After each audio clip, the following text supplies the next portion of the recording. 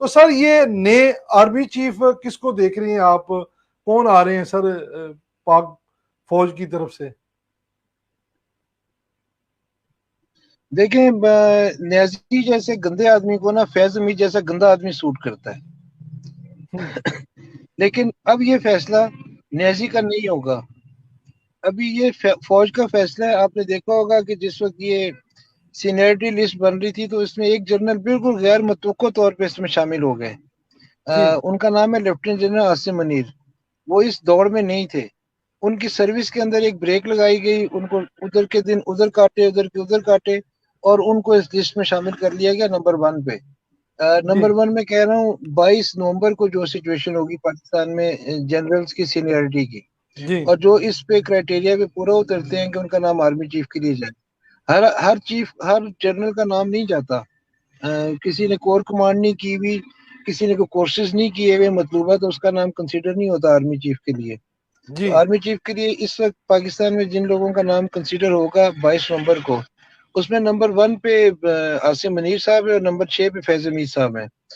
اس میں ہمارے سائر شمشاد مرزا بھی ہیں، اس میں اور بڑے بڑے ہیوی ویٹ جنرل موجود ہیں۔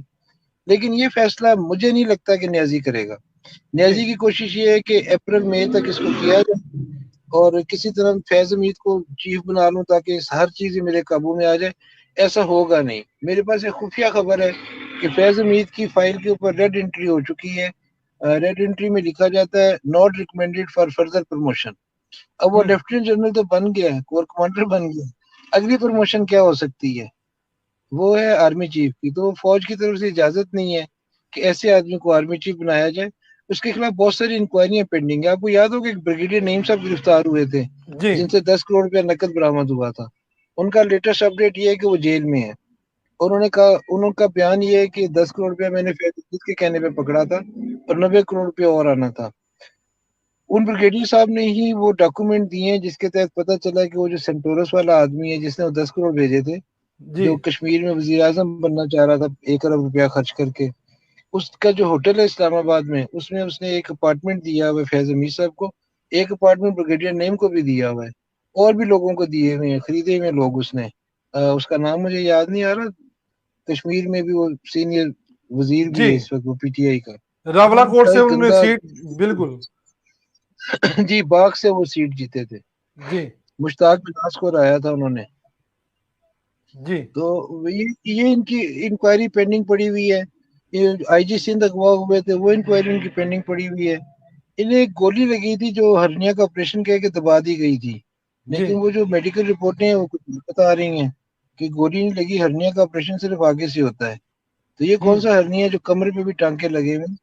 تو وہ انکوائری لگ پڑی ہوئی۔ تو ایسے آدمی کو آرمی چیف نہیں بنایا جا سکتا، تو وہ ریڈ انٹری ہوگی not recommended for further promotion, وہ تو نہیں بنیں گے۔ اب کون بنے گا؟ دوسرا ایک اور ہے، 22 نومبر کو اس چیف کو ایکسٹینشن مل جاتی ہے، میاں نواز شریف دے دیتے ہیں آ کے، یا یہ نیازی دے دیتا ہے، یا کسی بھی طرح مل جاتی ہے۔ تو اس وقت جو ان سے جنرل ہیں اگلے سال 22 نومبر تک سب فارغ ہو جائیں گے، سارے کے فارغ ہو سارے، جائیں گے۔ تو سر ان میں یہ سے بھی کوئی بھی پھر، نہیں بچے گا۔ سر یہ بھی پھر پھر ان کا، نئے پھر ان کے حق کے اوپر جو ہے وہ ڈاکہ ہی نہیں ہے سر؟